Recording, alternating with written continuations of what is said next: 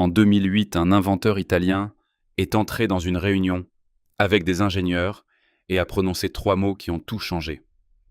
J'ai apporté des preuves. Ce qu'il a posé sur cette table n'était plus une théorie farfelue sur des champs détruits, c'était un projet fonctionnel. Un mécanisme capable de générer une énergie illimitée extraite directement des motifs qui apparaissent mystérieusement dans les champs à travers le monde. Et le plus troublant de tout, c'est qu'il a affirmé n'avoir rien inventé, mais simplement décodé ce qui se trouvait déjà dans les champs depuis des décennies, attendant que quelqu'un d'assez intelligent puisse le voir.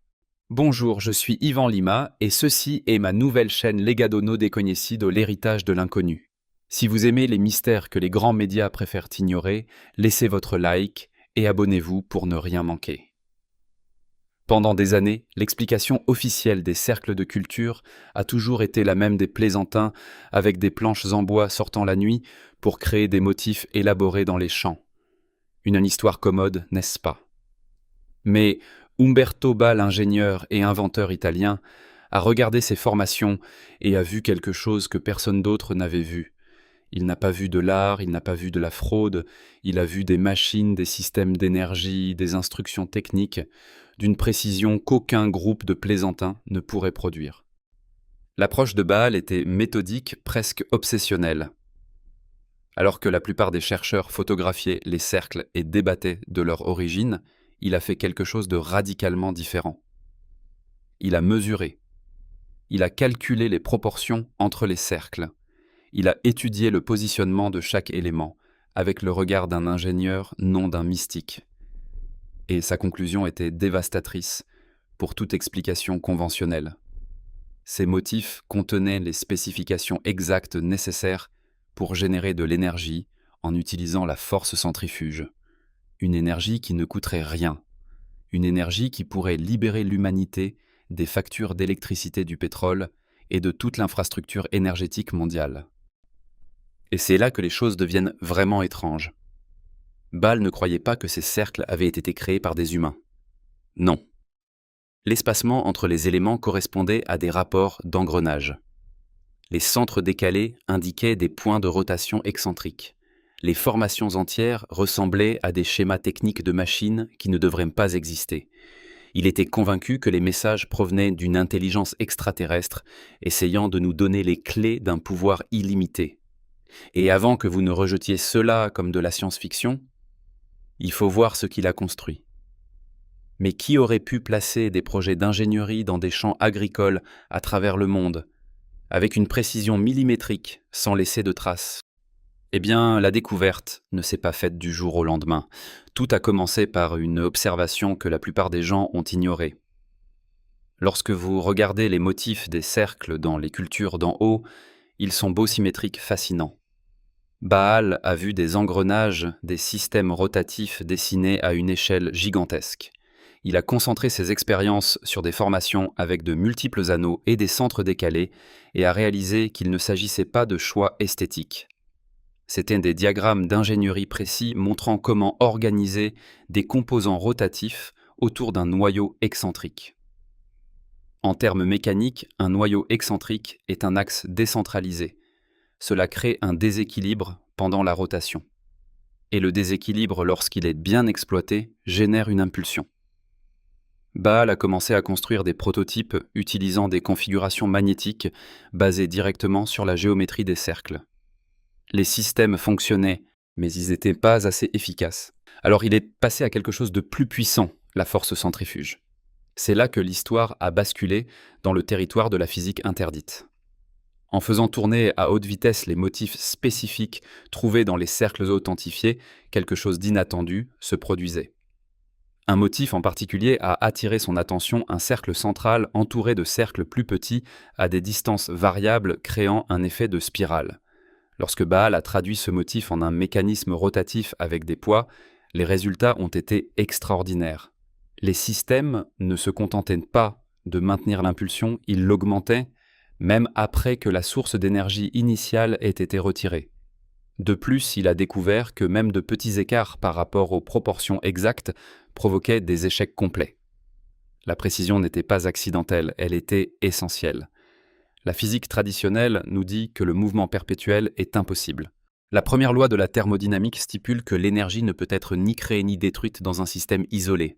Les moteurs ont besoin de carburant, les batteries doivent être chargées, rien ne dure éternellement.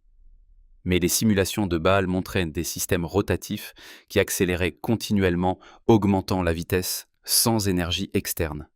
Lorsqu'il a inséré les proportions géométriques exactes des cercles authentifiés dans ses modèles numériques, les prototypes ont montré une production d'énergie qui dépassait l'entrée par des marges significatives.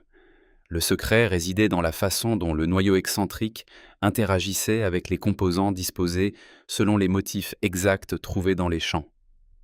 Il a ajouté des ressorts calibrés selon les spécifications des cercles.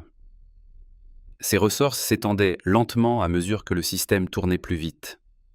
Et une fois totalement étendu, le mécanisme se stabilisait à des vitesses incroyablement élevées, générant des quantités énormes d'énergie cinétique qui théoriquement pourraient être converties en électricité pour des villes entières. Contrairement à beaucoup d'inventeurs qui gardent leurs secrets, Baal a partagé sa méthodologie ouvertement. Il voulait que d'autres ingénieurs répliquent son travail, il voulait la validation de la communauté scientifique. Il n'essayait pas de vendre un produit, il croyait sincèrement avoir déchiffré une technologie extraterrestre cachée à la vue de tous. Cette transparence a peut-être été sa plus grande erreur, car une fois que vous montrez au monde comment générer de l'énergie gratuite et illimitée, vous devenez une menace pour des industries milliardaires qui dépendent de la rareté. Baal ne s'est pas arrêté aux modèles informatiques. Il a transposé ses projets dans la réalité physique. Son équipe a fabriqué des composants métalliques avec une précision dérivée directement de la géométrie des cercles. Ce n'étaient pas des prototypes rudimentaires. C'étaient des pièces d'ingénierie de précision conçues pour tourner à des vitesses extrêmes tout en maintenant les relations géométriques trouvées dans les formations originales. Les résultats ont été remarquables. Les prototypes physiques se sont comportés exactement comme les simulations l'avaient prédit. Les mécanismes à ressort se sont étendus progressivement. Tout le système a gagné en vitesse avec la diminution de la puissance initiale. Les mesures de température ont montré que les systèmes restaient froids malgré la rotation intense, ce qui suggérait un fonctionnement avec une perte d'énergie minimale. La nouvelle du travail de Baal a commencé à se répandre dans les cercles de l'ingénierie internationale. Certains ont rejeté ces affirmations, d'autres voulaient voir les prototypes en personne. Et puis Baal est entré en contact avec des experts aux États-Unis qui souhaitaient examiner son invention de près. C'est ici que l'histoire a pris un tournant mystérieux. Car après ces contacts initiaux, les informations sur le travail de Baal sont devenues rares. La documentation détaillée a cessé. Les mises à jour publiques se sont arrêtées, comme si quelqu'un avait décidé que cette technologie ne devait pas être disponible au public. Est-ce une coïncidence ? Ou existe-t-il un schéma de suppression que nous avons déjà vu auparavant ?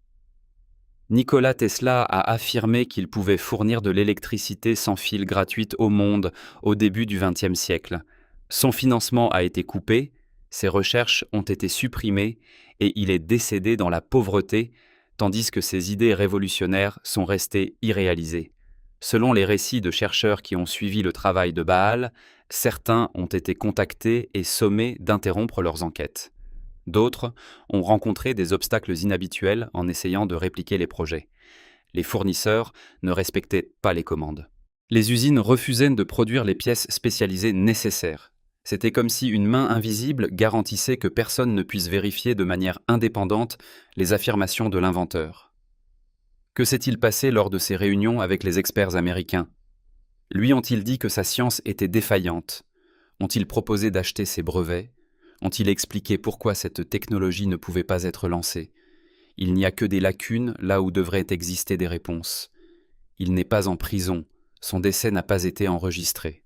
Il est simplement dans le silence, ce qui est peut-être la forme la plus efficace de suppression. Le tableau au complet est troublant. Pendant des décennies, des cercles de plus en plus complexes sont apparus dans des champs à travers le monde. L'inventeur italien a étudié ces motifs et a affirmé avoir trouvé des projets pour des dispositifs d'énergie libre.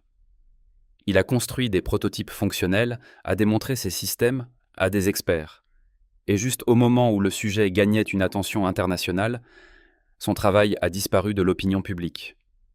Si Baal avait tort, il nous reste toujours le mystère des cercles de culture, qui créent des formations qui surgissent du jour au lendemain avec une précision et une complexité bien au-delà de simples fraudes. Pourquoi les motifs se répètent-ils dans différents pays et décennies, contenant toujours des relations géométriques qui correspondent à des principes avancés d'ingénierie? Si Baal avait raison, nous vivons dans un monde où la solution à notre crise énergétique nous a été présentée à plusieurs reprises, dessinée dans des diagrammes gigantesques, visibles depuis l'espace. Et soit nous sommes trop aveugles pour voir, soit trop contrôlés pour l'utiliser. Qu'est-ce que vous pensez qu'il est réellement arrivé au projet d'Umberto Baal, et pourquoi tant de technologies disruptives semblent disparaître de la même manière? Laissez votre réponse ici dans les commentaires. Un grand salut et à la prochaine vidéo. Au revoir.